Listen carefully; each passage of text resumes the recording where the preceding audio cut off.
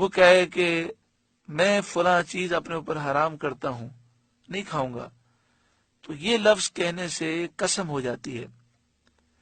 اب اگر وہ چیز کھائے گا تو قسم ٹوٹ جائے گی اور اسے قسم کا کفارہ دینا ہوگا۔ مگر یہ یاد رہے کہ نبی اکرم صلی اللہ علیہ وآلہ وسلم نے حلال چیزیں اپنے اوپر حرام کرنے سے منع فرمایا۔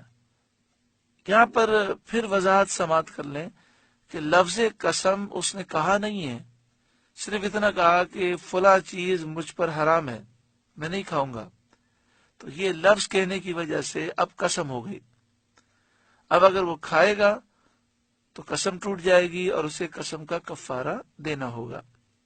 تو یہاں فرمایا گیا کہ توریت کے نازل ہونے سے پہلے حضرت یعقوب علیہ السلام نے ان چیزوں کو اپنے اوپر حرام کیا ایک خاص وجہ سے۔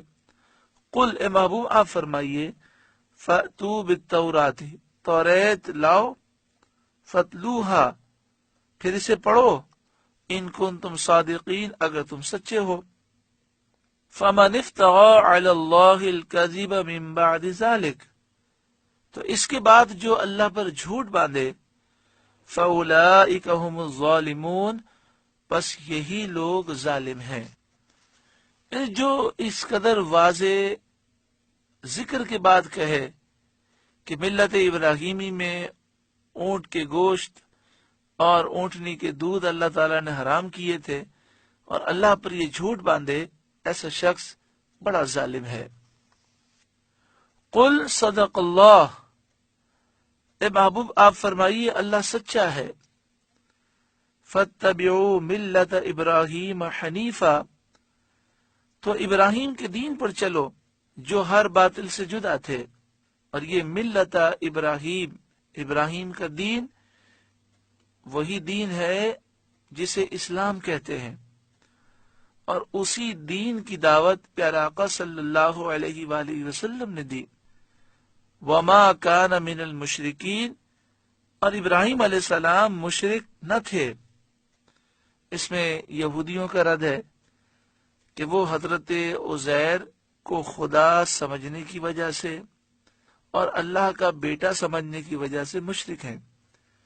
اس میں عیسائیوں کا بھی رد ہے کہ جو کہتے ہیں کہ ہم حضرت ابراہیم علیہ السلام کے دین پر ہیں، تو عیسائی بھی مشرک ہیں کیونکہ یہ حضرت عیسیٰ علیہ السلام کو اللہ کا بیٹا سمجھتے ہیں، الہ خدا معبود سمجھتے ہیں، عیسیٰ علیہ السلام کی پوجا کرتے ہیں۔ اس میں مشرکین مکہ کا بھی رد ہے کہ جو اپنے آپ کے متعلق کہتے ہیں کہ ہم ابراہیم علیہ السلام کے دین پر ہیں، تو ابراہیم علیہ السلام تو مشرک نہ تھے اور مشرکین مکہ تو شرک کرتے ہیں۔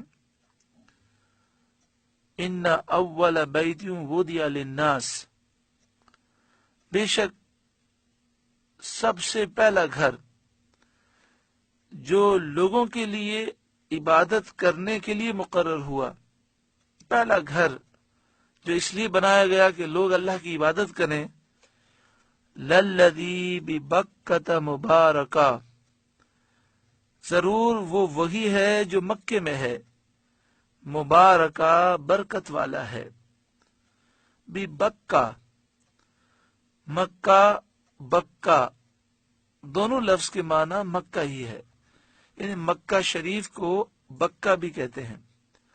للذی ببکہ، ضرور یہ وہی ہے جو مکے میں ہے، مبارکن برکت والا ہے، وہدی للعالمین، اور سارے جہاں کا رہنما ہے۔ یہودیوں نے مسلمانوں سے کہا تھا کہ بیت المقدس ہمارا قبلہ ہے اور کعبے سے افضل ہے، اور کعبے سے پہلے یہ تعمیر ہوا۔ انبیاء نے اس کی طرف ہجرت کی اور یہی عبادت کا قبلہ ہے انبیاء کا۔